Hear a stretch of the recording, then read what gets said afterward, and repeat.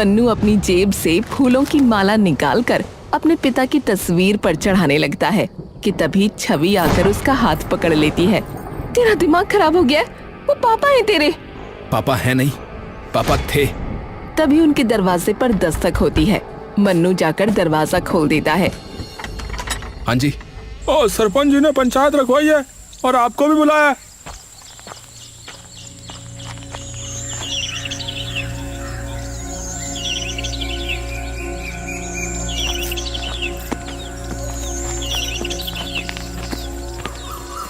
सरपंच जी, हमें बाहर मत निकालिए।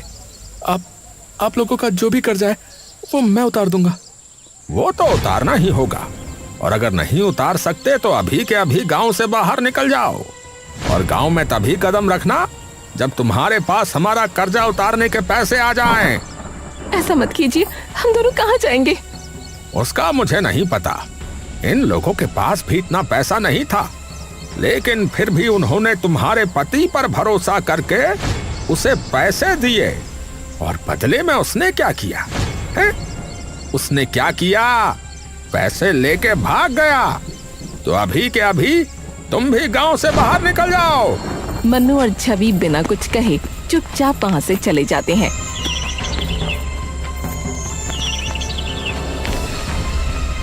और घर जाकर अपना सारा सामान बांधकर अपना घर छोड़कर निकल जाते हैं।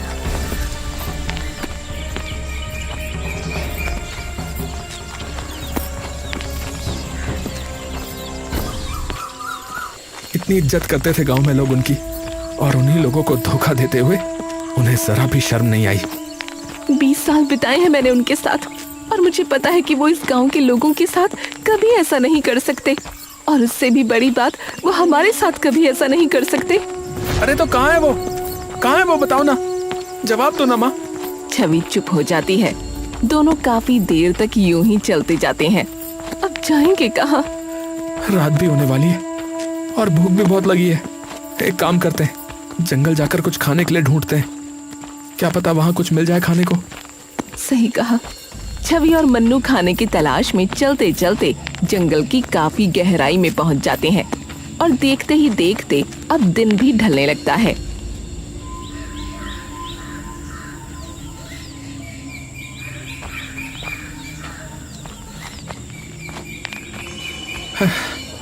माँ, यहाँ तो ना कोई फल, ना ही सब्जी, ना ही कुछ दिख रहा है।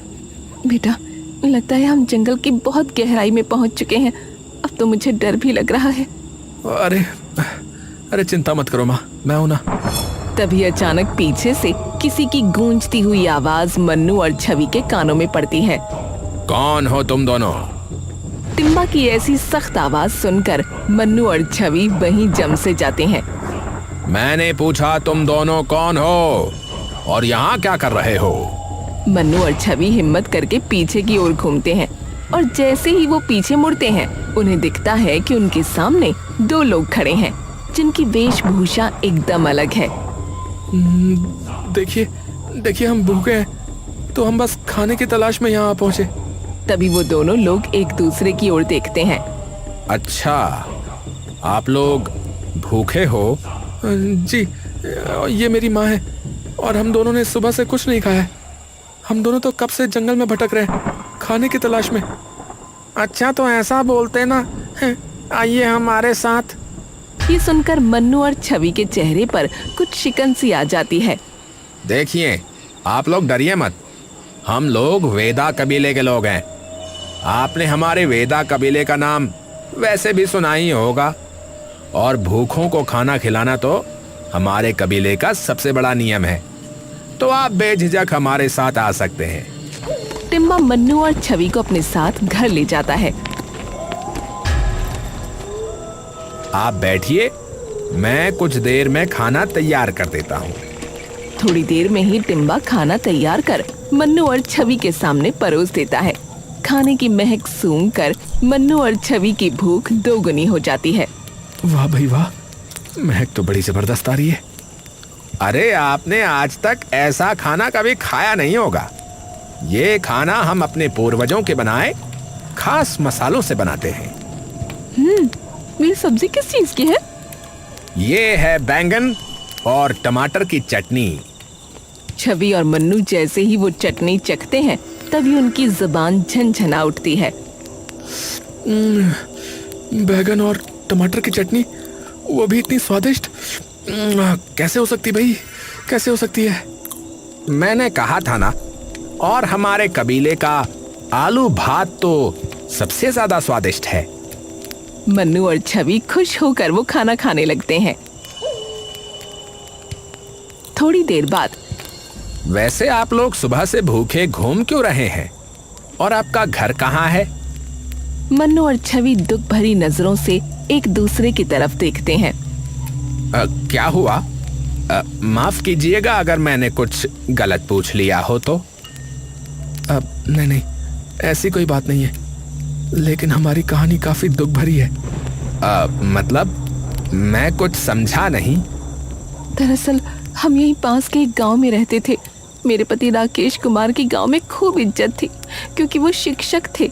लेकिन एक दिन उन्होंने सरपंची से कहकर गांव की चौपाल में एक पंचायत रखवाई, जहां वो गांव वालों के लिए एक प्रस्ताव लेकर आए थे। सरपंच जी, आप सब जानते हैं कि हमारे खेतों की सबसे बड़ी परेशानी सिंचाई है।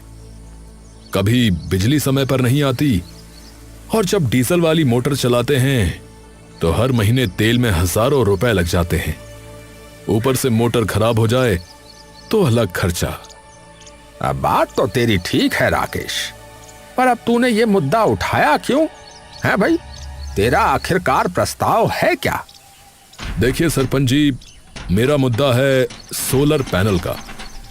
अगर हम सोलर पैनल लगवाते हैं तो सालों तक ना बिजली का बिल आएगा, ना तेल का खर्चा, और जब चाहो तब पानी भी मिल जाएगा हमें। ये सुनकर गांव के सभी लोग हैरान हो जाते हैं। हैं? अरे भाई, ये सोलर पैनल आखिर क्या है भाई? और आखिर ये कैसे काम करता है? देखिए, सोलर पैनल एक तरीके का यंत्र है जो कि रोशनी को, यानी कि जो धूप आती है ना, उसको बिजली में बदल देता है। अरे भैया, अरे ये तो बड़ी चमत्कारी चीज है फिर तो। पर ये हमें मिलेगी कैसे भैया? उसकी चिंता आप लोग मत करो, वो सब आप मुझ पर छोड़ दो। लेकिन इस आधुनिक सुविधा के लिए थोड़ा पैसा लगेगा, जिसमें सभी गांव वालों को मेरी मदद करनी पड़ेगी, और इसीलिए मैंने अभी पंचायत को इकट्ठा किया है। अब कितना पैसा लगेगा? लगभग 8 से 10 लाख रुपए लगेंगे। ये सुनकर सभी गांव वाले थोड़ी देर के लिए हैरान और परेशान हो जाते हैं। देखो भाई, इस गांव में लगभग सभी लोग खेती बाड़ी का काम करते हैं, तो ये साधन सिर्फ एक इंसान के नहीं बल्कि पूरे गांव की प्रगति के लिए बहुत काम आएगा। आप सब लोगों को तो पता ही है कि हमारे गांव में बिजली की सुविधा कैसी है। 24 घंटे में से मुश्किल से शायद 8 घंटे भी बिजली नहीं आती होगी। तो बताओ, ऐसी हालत में किसान अपने खेतों की सिंचाई कैसे करेंगे जब मोटर ही नहीं चलेगी? तो इसलिए ये सोलर पैनल सबके बहुत काम आएगा। मेरी जान पहचान में एक दोस्त है जो तुरंत इसका इंतजाम करवा देगा। सभी गांव वालों को उन पर भरोसा हो गया और उन्होंने मिलकर राकेश जी को 10 लाख रुपए दे दिए। पर किसी को भी ये भनक नहीं थी कि वो सारा पैसा लेकर भागने वाले हैं। क्या वो पैसे लेकर भाग गए? हाँ, गांव वालों को लगा कि 2-3 दिन में पापा वापस आ जाएंगे, लेकिन ना उन्हें पता था और ना हमें कि उन पैसों के आगे ना उन्हें अपनी बीवी दिखेगी और ना ही बेटा। और जब उनसे ना कोई संपर्क हो पाया, ना ही कोई बात हो पाई, तब गांव वालों ने ये सुनिश्चित कर लिया कि वो उनके पैसे लेकर भाग गए हैं, और सारा इल्जाम आकर मेरे और मेरे बेटे के सिर पर आ गिरा। सरपंच जी ने हमें गांव से बाहर निकाल दिया और बस फिर हम यहाँ पहुंचे खाने की तलाश में। हे भगवान, ये तो सच में बहुत बुरा हुआ। तो अब तुम लोग क्या करोगे? पता नहीं अब क्या करना है, लेकिन जब तक हम गांव वालों का कर्जा नहीं चुका देते तब तक हम गांव में वापस नहीं जा सकते। हमारी खोई हुई इज्जत मैं वापस आपको लौटा कर ही रहूंगा, ये मेरा वादा है आपसे। पर बेटा, हम इतना ज्यादा कर्जा कैसे उतारेंगे? तभी मन्नू का ध्यान उन बर्तनों पर जाता है जिनमें उन्होंने खाना खाया था, और एकदम से उसकी आंखों में एक अजीब सी उमंग आ जाती है। माँ, क्यों ना हम अपना एक ढाबा खोलें? ना हमारे पास कोई पैसा है, ना रहने के लिए कोई घर। हम कैसे कोई ढाबा खोल सकते हैं? अगर हम इसी खाने को लोगों तक पहुंचाएं तो सभी लोग भाग भाग कर ये खाना खाने आएंगे। और ढाबा ना सही, एक ठेला तो ले ही सकते हैं। गांव-गांव जाकर खिलाएंगे लोगों को, और वो भी मिट्टी के बर्तनों में। पर खाना तब तक ठंडा हो जाएगा। तो खाने को मिट्टी की हांडियों में रखना, और उन हांडियों को एक लकड़ी के डब्बे में रखना, और फिर उनको घास से ढक देना, और फिर देखना 6-7 घंटे तक खाना यूं ही गर्म रहेगा। तो क्या आप बना देंगे हमारे लिए इतना खाना रोज? हाँ हाँ, क्यों नहीं। आपका बहुत बहुत शुक्रिया। ये एहसान हम जिंदगी भर नहीं चुका सकेंगे। अरे ऐसी कोई बात नहीं है। प्रेम और सेवा भाव तो हमेशा से हम कबीले वालों का मूल धर्म रहा है, और हमें तो जो भी मिलता है प्रकृति से मिलता है। तो हमारा भी फर्ज बनता है कि जब ऊपर वाला हमें इतना कुछ दे रहा है तो हम भी क्यों ना लोगों की सहायता करें। पर हम ठेला कहाँ से लेकर आएंगे? अरे वो तो हम में से कोई भी बना देगा। ये सुनते ही मन्नू और छवि की आंखें चमक उठती हैं। सच में? हाँ भाई।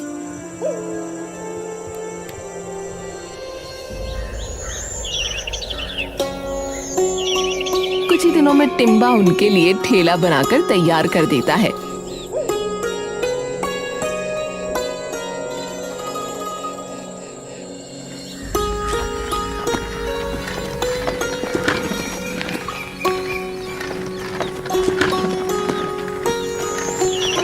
कुछ दिन बाद बस लोग आ जाएं लेने। आ जाएंगे माँ, आप बिल्कुल चिंता मत करो। थोड़ी देर में दोनों गांव में पहुंच जाते हैं और काफी देर तक यूं ही अपनी रेड़ी लेकर इधर उधर घूमने लगते हैं। अरे ले लो केले की सब्जी, आलू भात, बैगन टमाटर की चटनी। अरे ले लो, अरे आओ आओ भैया, अरे अरे आइए आइए। तभी ये सुनते ही कुछ गांव वाले उनके पास आते हैं। अरे भाई, ये सब्जी तो पहली बार सुनी है, क्या है? अरे काका, एक बार खा के तो देखो, उंगलियां चाटते रह जाओगे। हाँ, उंगलियां चाटते रह जाओगे? ऐसी क्या चीज है भैया? अच्छा भाई, जरा खिलाओ, चखाओ, हम भी तो चखें, देखें कि कैसी है ये केले की सब्जी। और मुझे जरा वो आलू भात चखाना, जरा देखते हैं कैसा है। रोटी वगैरह नहीं है क्या इसके साथ? नहीं काका, अभी रोटी तो नहीं है, पर हाँ बहुत जल्दी रोटी बनाना भी शुरू कर देंगे। मन्नू उनके लिए आलू भात कटोरी में डालकर दे देता है।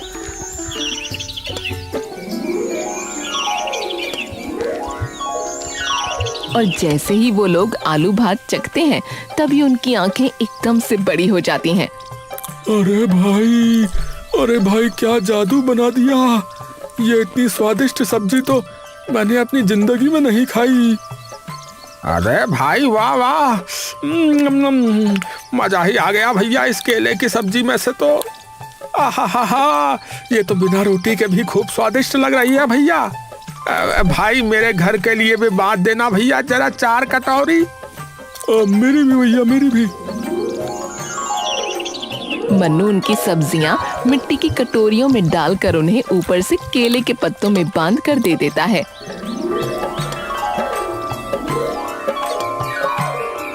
अरे वाह, तुम तो बिल्कुल सारी चीजें एकदम प्राकृतिक तरीके से देते हो। बिल्कुल काका। तो कैसा रहा पहला दिन? अब इतनी बिखरी तो नहीं हुई जितनी सोची थी, पर हाँ, आपके हाथों का बना खाना जिसने भी खाया वो उंगलियां चाटता रह गया। कोई बात नहीं बेटा, आज तो पहला दिन था ना, धीरे धीरे करके भगवान की दया से बढ़िया चल जाएगा काम। अगले दिन एक और बार फिर मन्नू और छवि अपना ठेला लेकर उसी गांव में पहुंचे। लेकिन अब की बार जैसे ही लोगों ने उनका ठेला देखा तो उनके आसपास काफी सारी भीड़ जमा हो गई। अरे भाई, हम तो तुम्हारा इंतजार कर रहे थे कब से, हैं कि आओगे। और भैया, जब से तुम्हारे हाथों की बनी सब्जी खाई है मैं तो भूल ही नहीं पाया भैया उसका स्वाद। तो भाई ऐसा है कि मेरे लिए तो भैया आलू भात की पूरी हांडी कर दो भैया। हाँ। अरे बहन जी, आपके हाथों में तो जादू लगता है। मैं तो कल अपने पति पर गुस्सा हो गई कि इतनी से क्यों लाए, तो मेरी भी एक पूरी हांडी कर देना। हाँ, धन्यवाद बहन जी, पर मैंने ये नहीं बनाया, किसी और ने बनाया है। ये बेदा कबीले वालों का पुश्तैनी खाना है। अरे वाह! और देखते ही देखते यूं ही शाम होने से पहले पहले मन्नू और छवि के ठेले से सारा खाना खत्म हो जाता है।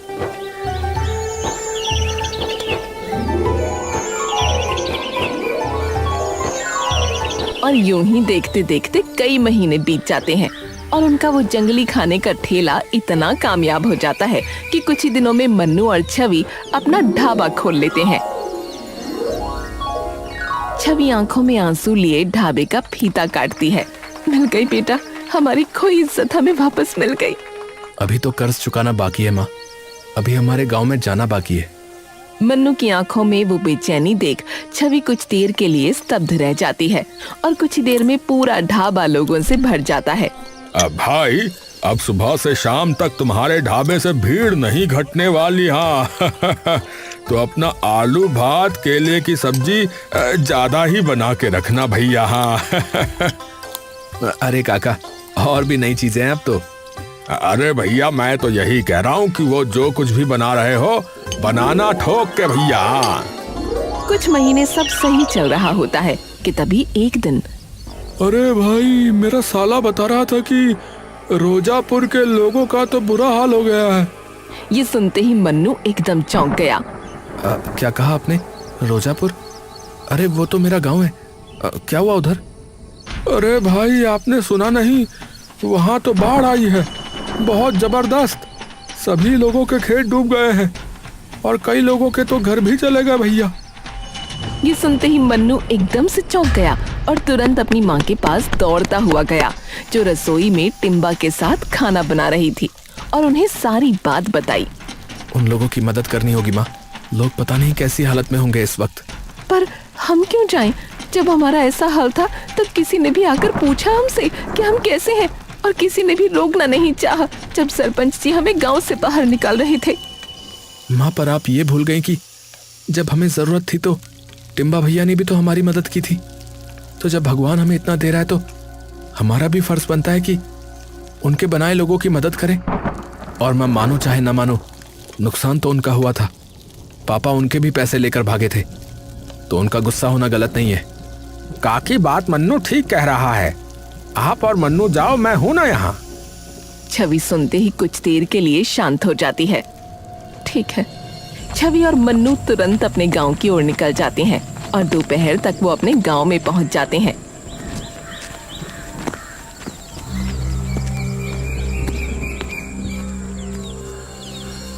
और जैसे ही वो दोनों वहां पहुंचकर अपने गांव का हाल देखते हैं तो दोनों कुछ देर के लिए एकदम स्तब्ध रह जाते हैं। गांव के चारों ओर शोक का माहौल होता है।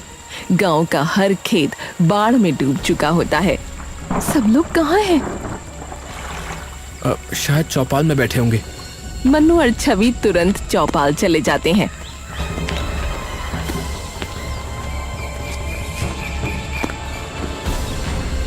और जाकर देखते हैं पूरा गांव चौपाल पर इकट्ठा हो रखा है। उन दोनों को देखते ही सरपंच का खून खौल उठता है। तुम दोनों क्यों आए हो यहाँ? देखिए, मैं जानता हूँ कि आप सभी लोग हम सबसे गुस्सा हैं, क्योंकि मेरे पापा ने आप सभी लोगों के साथ विश्वासघात किया है। लेकिन यकीन मानिए, उन्होंने आपके साथ नहीं, हमारे साथ भी उतना ही बड़ा विश्वासघात किया है। तो इसलिए मैं आप लोगों से हाथ जोड़कर विनती करता हूँ कि कृपया हमें आप लोगों की मदद करने दीजिए। अरे क्या मदद करोगे तुम? गांव में खाने को दाना तक नहीं बचा है। रोज ये सोचना पड़ता है कि आज के खाने का इंतजाम कैसे होगा। रोज लगता है कि आज खाना मिलेगा या नहीं। चिंता मत कीजिए, आप हमारे साथ आइए, आप सभी लोग। अरे भाई, लेकिन कहाँ? आप सब लोगों को अपने आप पता लग जाएगा। मन्नू गांव के सभी लोगों को लेकर अपने ढाबे पर चला जाता है और सब लोगों को बिठाकर बिना एक पैसा लिए खाना खिलाने लगता है। गांव के सब लोग वो खाना खाते ही दंग रह जाते हैं। अरे भाई, तुम्हारे हलवाई ने खाना बहुत ही स्वादिष्ट बनाया है। मन्नू मुस्कुराकर टिम्बा की ओर देखता है। धन्यवाद आपका। आप सभी लोगों का बहुत बहुत धन्यवाद। और जब तक आप लोगों के खेतों से पानी नहीं उतर जाता तब तक आप लोगों को खाने पीने की बिल्कुल चिंता करने की जरूरत नहीं है। और जिसके पास रहने के लिए घर नहीं है वो यहाँ आकर रह सकते हैं। ये सुनते ही सरपंच चुपचाप मन्नू और छवि की ओर देखते हैं।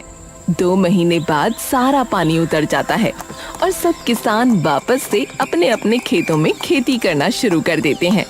लेकिन वहीं दूसरी ओर मन्नू और छवि का ढाबा अब बिल्कुल बंद होने की कगार पर होता है। अब तो खाने का सामान लाने के जरा भी पैसे नहीं रहे।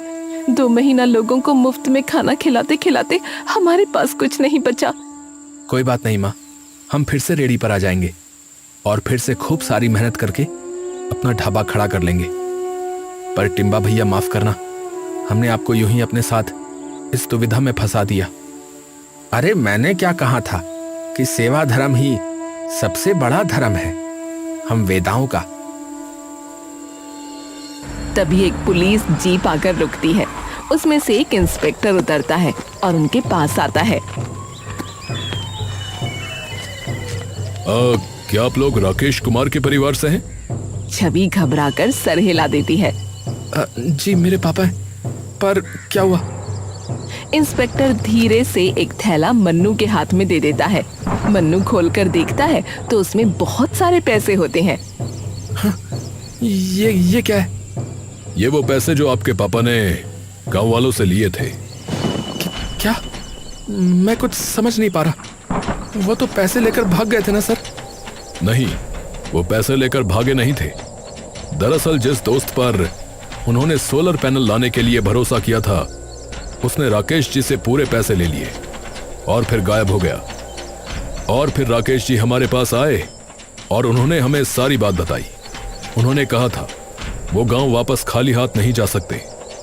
तो पर हमें उस इंसान के बारे में कुछ पता नहीं लग पाया, तो उन्होंने कई जगह जाकर उस आदमी के बारे में जानकारी इकट्ठी करनी शुरू कर दी और आखिरकार हमें फोन करके उसका ठिकाना बताया।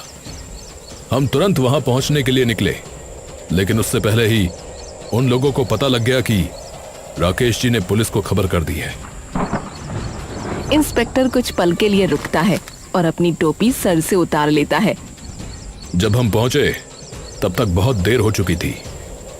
हम उन ठगों को तो पकड़ पाए, लेकिन राकेश जी को नहीं बचा पाए।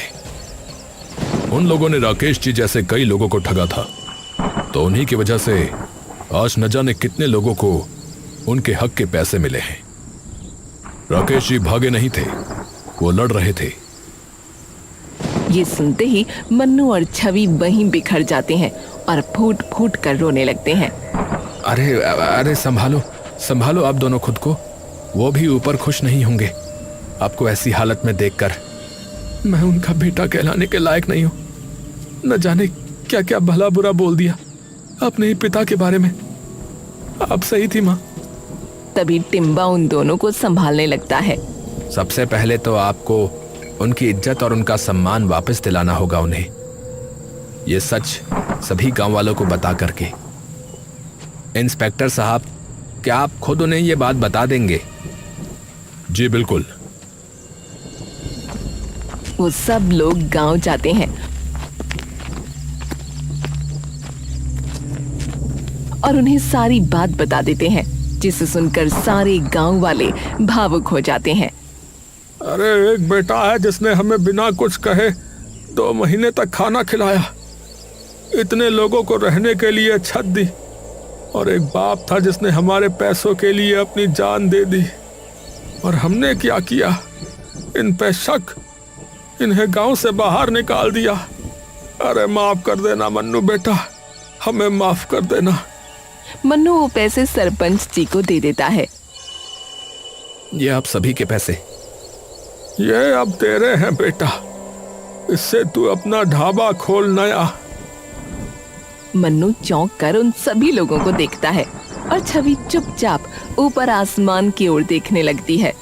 हमें बचाने के लिए शुक्रिया, और मुझे अकेला छोड़ जाने के लिए मैं जिंदगी भर माफ नहीं करूंगी। आप चाहे मुझे ऊपर आने के बाद कितना ही मनाने की कोशिश करो। कुछ ही दिनों में मन्नू अपना ढाबा अपने गांव में फिर से खड़ा कर देता है। पर अब की बार ढाबे का नाम होता है राकेश ढाबा।